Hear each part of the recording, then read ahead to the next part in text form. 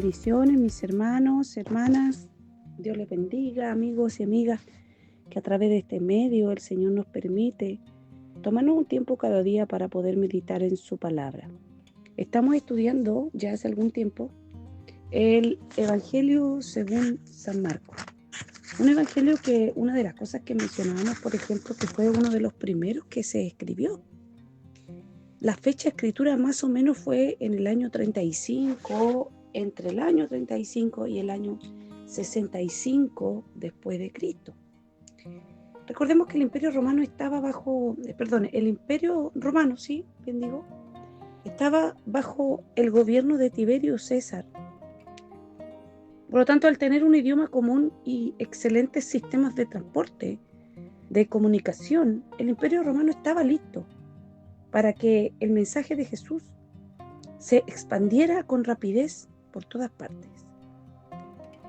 Hemos visto ya en este evangelio ciertos lugares que son los más mencionados, vamos a decir, o los lugares más importantes. Por ejemplo, tenemos Capernaum, Nazaret, Cesarea de Filipo, Jericó, Betania, el Monte de los Olivos, Jerusalén y el Gólgota. Una de las características especiales que tiene este evangelio es que es probable que este evangelio de Marcos haya sido el primero, como ya mencionábamos, de los evangelios que fueron escritos, y solamente hay 31 versículos del evangelio de Marcos que no se citan en los otros 3 evangelios. Marcos registra más milagros que los otros evangelios. Hermano, los temas importantes que hemos visto acá ha sido Jesucristo, por supuesto, Él es el centro, el siervo, donde vemos que Jesús cumplió las profecías del Antiguo Testamento acerca del Mesías. No vino al mundo como un rey conquistador, sino como un siervo, y ayudó a las personas hablándoles de Dios y sanándolas. Es más, realizó el mayor acto de servicio cuando presentó su propia vida como sacrificio por el pecado. Los milagros es otro de los megatemas de este evangelio. Ya decíamos, ¿cierto?, que es el que registra más milagros. Marcos registra más milagros de Jesús que sermones. Muestra que Jesús es un hombre de poder, de acción, no solo de palabras. Jesús realizó milagros para mostrarle a la gente que era el Mesías y para que sus discípulos supieran su verdadera identidad. Él es Dios. Y otro de los temas importantes aquí es la difusión del evangelio. Jesús, hermanos, trascendió barreras nacionales, raciales, incluso económicas, a fin de difundir su buena noticia. Este es el evangelio, una buena noticia. Y el mensaje de Jesús de fe, de perdón, es para todo el mundo, no solamente para nuestra iglesia, para nuestro vecindario, para nuestra nación. Debemos, hermanos, hacer realidad la visión mundial de Jesucristo, que toda persona en cualquier parte del mundo escuche este mensaje y sea salva del pecado y de la muerte. Hoy vamos a continuar, ya estamos avanzando en el capítulo 12. Vamos a tomar la segunda parte del versículo 37 para llegar hasta el 40. Y el tema que vamos a ver hoy es la idea equivocada de la religión. Amén. Idea equivocada de la religión. Vamos a ver por qué. Recuerda que Jesús estaba hablando con los líderes religiosos y les habla acerca de David, ¿cierto? Y en la segunda parte dice lo siguiente en el versículo 37. ¿Cómo es posible que el Mesías sea su Señor? Y dice al final, la gran multitud se deleitaba al escucharlo. El 38 dice, Jesús también enseñó, cuídense de los maestros de la ley religiosa, pues les gusta pavonearse en túnicas largas y sueltas y recibir saludos respetuosos cuando caminan por las plazas. Y cómo les encanta ocupar los asientos de honor en las sinagogas y sentarse en la mesa principal en los banquetes. Sin embargo, estafan descaradamente a las viudas para apoderarse de sus propiedades y luego pretenden ser piadosos haciendo largas oraciones en público. Por eso serán castigados con más severidad. Fuertes palabras, hermano. Jesucristo era directo. Amén. La primera frase que vemos en este pasaje, lo más probable es que vaya con la que sigue, ¿ya? Y no con el pasaje anterior, como aparecen en la versión Reina Valera. Las divisiones en los versículos, hermanos, del Nuevo Testamento, las introdujo en primer lugar Estefanus, ahí en el siglo XVI.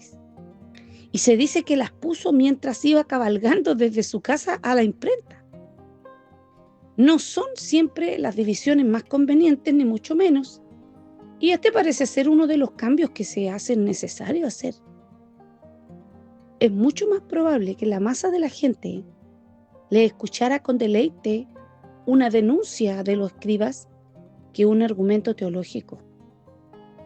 Y hay algunas mentes para las que lo más divertido es que se metan con los de arriba, ¿ya? Y en este pasaje vemos a Jesús.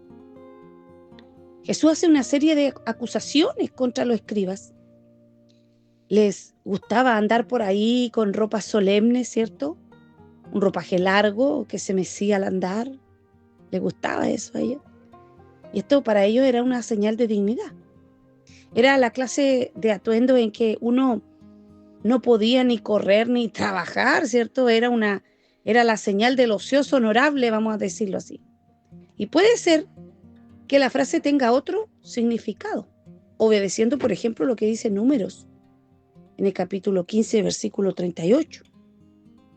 Los judíos usaban pompones en los bordes de sus túnicas exteriores que tenían por objeto recordarles que pertenecían al pueblo de Dios. Y posiblemente estos expertos legales llevaban borlas externas de un tamaño desmesurado, tal vez muy grande.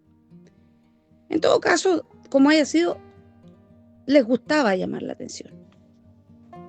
A ellos les encantaban los saludos ahí en el mercado, les encantaba que los saluden con respeto, con admiración. El mismo título, por ejemplo, de rabí quiere decir mi grande. El que se dirigieran a ellos de esa manera satisfacía su vanidad. A ellos les encantaban los asientos delanteros de la sinagoga.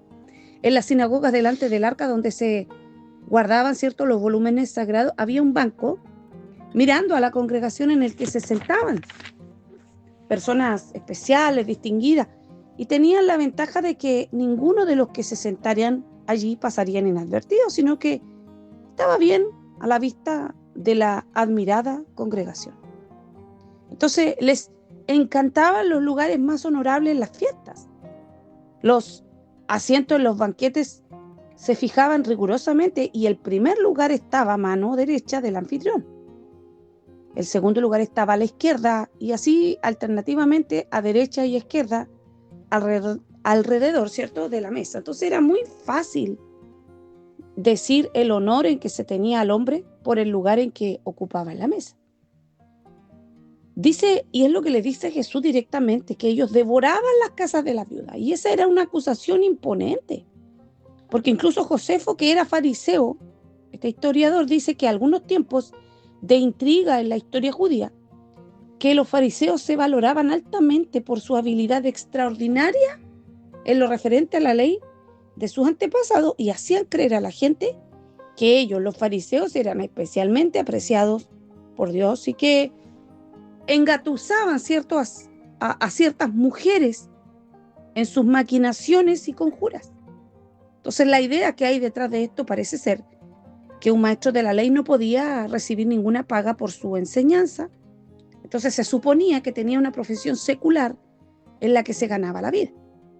Pero estos expertos legales, ¿cierto?, se las arreglaban para convencer a la gente de que no había obligación ni privilegio más altos que el mantener a un rabino cómodamente y que de hecho tal sostenimiento les granjeaba un puesto más elevado, ¿cierto?, en la academia celestial. Entonces es un hecho lamentable que muchas veces se han aprovechado de las mujeres, los charlatanes religiosos, Y parecería que estos escribas y fariseos le exigían, ¿cierto?, a la gente sencilla que los mantuviera. Las oraciones interminables de los escribas y de los fariseos eran célebres. Y se ha dicho que las oraciones no se le ofrecían tanto a Dios como a la audiencia. ¿Por qué? Porque se hacían en lugares y maneras que nadie pudiera, por lo menos, de ver o constatando, ¿cierto?, lo piadoso que eran estos orantes. Estas palabras, entre las más serias de todas las de Jesús, vemos que advierten tres cosas. Y la primera es que advierten contra el deseo de la prominencia. Sigue siendo verdad que muchas personas aceptan un puesto en la iglesia porque creen que se lo han ganado, o más bien que porque deseen prestar un servicio desinteresado a la casa o al servicio de Dios. Algunos puede que todavía consideren una posición en la iglesia como un privilegio más que como una responsabilidad. Segundo, advierten contra el deseo de deferencia. A casi todo el mundo, hermano, le gusta que se le trate con respeto. Eso no es malo. Pero sin embargo, uno de los hechos fundamentales del cristianismo es que debería hacer que una persona pasara inadvertida más bien que admirada. Incluso se cuenta la historia de un monje de la antigüedad que era un santo varón, al que enviaron como abad a un monasterio. Parecía una persona tan humilde que cuando llegó le mandaron a trabajar en la cocina, porque no le habían reconocido. Entonces, sin proferir ninguna palabra de protesta ni hacer el menor intento para que se le reconociera su posición, dice que fue a fregar los platos, a hacer los trabajos más humildes de siervo, ¿cierto? Que fue solamente cuando llegó el obispo, considerablemente después, cuando el humilde monje pudo asumir su posición. El que se incorpora a un puesto por el respeto que se le tendrá empieza equivocadamente y no puede, a menos que cambie, ser en ningún sentido el siervo de Cristo y de sus semejantes. Y lo tercero que nos advierten las palabras de Jesús, advierten contra el peligro de convertir la religión en un negocio. Todavía, incluso hoy es posible usar las relaciones religiosas para aprovecharse o elevarse. Pero esta es una advertencia para todos los que están en la iglesia, amén, por lo que puedan sacar y no por lo que puedan aportar. Hermano, el corazón del hombre es engañoso y muchas veces comienza muy bien, pero comienza en su caminar a mostrar las verdaderas cosas que estaban en el corazón, los intereses principales que habían en el corazón. Y eso pasaba con los fariseos y hoy día en este tiempo no es tan distinto. Jesús nuevamente desenmascaró las corruptas intenciones de los líderes religiosos, quienes hacían sus acciones piadosas en público para ganar prestigio, para ganar reconocimiento y respeto. Y debido a que los maestros de la ley religiosa no eran asalariados, su sustento dependía de la hospitalidad de los judíos devotos. Entonces algunos abusaban de esta costumbre para explotar a la gente, estafaban a los pobres y se aprovechaban de los ricos. Hermano, Jesús habló en contra de las falsas apariencias. Y estos maestros de la ley religiosa eran religiosos hipócritas, que no amaban a Dios. Hermano, los verdaderos seguidores de Cristo no se distinguen porque muestran que son espirituales. Si leemos la Biblia, oramos en público o cumplimos con los rituales de la iglesia solo para que los demás nos vean o nos elogien, entonces tenemos una motivación equivocada. Debemos procurar, hermanos, que nuestras acciones concuerden con nuestra fe y vivir para Cristo, aun cuando nadie nos esté viendo. Porque es muy fácil, yo lo he mencionado esto anteriormente, es muy fácil ser cristiano dentro de la iglesia, o delante de los hermanos, o delante del líder, o del pastor. No es difícil, Pero y fuera de la iglesia, fuera de los días de servicio, ¿cómo está nuestra vida? ¿Cómo llevamos nuestro día a día?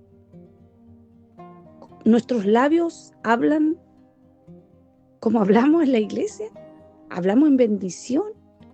¿O salen palabras raras de nuestros labios? Nos ayude el Señor. Vamos a orar al Señor, dándole gracias por su palabra y pidiéndole, hermanos, que nos ayude. Que nos ayude y que revele lo que hay realmente en nuestro corazón para que podamos cambiar, podamos hacer cambios importantes en nuestra vida, hermanos, porque necesitamos no vivir religiosamente, sino ser verdaderos seguidores de Cristo y hacer que nuestra vida hable de nuestro Señor. Amén. Oramos, Padre Celestial. Bendecimos, Señor, y alabamos tu santo nombre, Padre, y te damos gracias por esta palabra que hoy trae en nuestra vida. Vemos, Señor, cómo Jesús confrontó en este caso a los líderes religiosos, pero también habló en contra de las falsas apariencias. Habló, Señor, cómo estos hombres abusaban de las personas, estafaban a los pobres, se aprovechaban también, ¿por qué no?, de los ricos, en pro de la religión. Te pedimos, Padre, que nos ayudes, que nos perdones si hay algo en nuestros corazones, que reveles, Señor. Queremos decir hoy, como el salmista, examíname, Dios, y ve dentro de mí si hay maldad en mí. Padre, porque seguro hay muchas cosas que aún debe ser cambiar nosotros.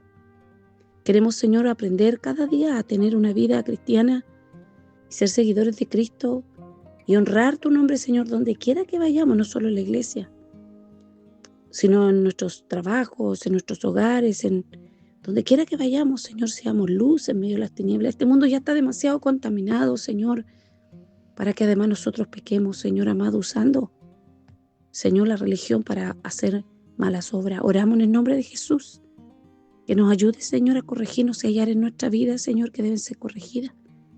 Y oramos, Señor, fortaleza para aquellos que tal vez estén viviendo situaciones, Señor, donde han sido irrespetuosos con ellos, o tal vez, hermanos, que se han sentido abusados, Señor, en ciertas áreas. Oramos, Señor, que sean restaurados, Señor, en sus corazones, porque sabemos que si han sido abusados por alguien, ese alguien evidentemente no era un verdadero seguidor de Cristo.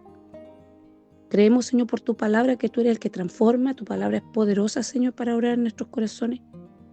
Y te ruego, Señor amado, que podamos andar en tu voluntad en el nombre de Jesús. Necesitamos la dirección de tu Santo Espíritu. Necesitamos sabiduría para conducirnos y corregirnos, Señor. En el nombre de Jesús. Amén.